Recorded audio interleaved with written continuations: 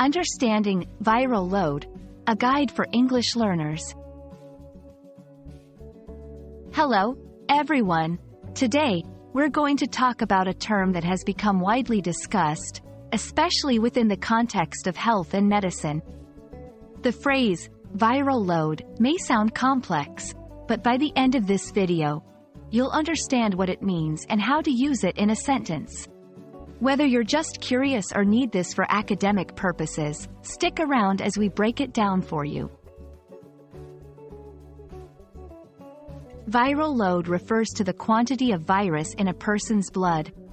It's a measurement used by healthcare professionals to understand how severely a person is infected with a virus.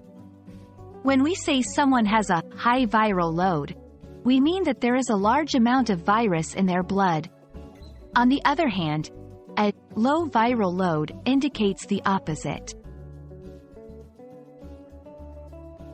Understanding the concept of viral load is crucial, especially when dealing with illnesses like HIV or COVID-19. The level of viral load can influence how infectious a person is and how they will respond to treatment.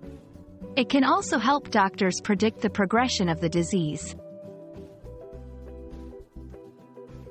To give you a context, let's use viral load in a couple of sentences.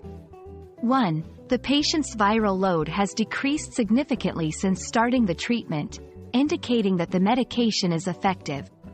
2. Public health officials are concerned about the high viral load found in the tested samples, suggesting a greater risk of transmission. While viral load is primarily a medical term, it has also been used more generally to describe how quickly something becomes popular or widespread, such as a video or meme going viral on the internet. However, it's important to use this term accurately and in the appropriate context.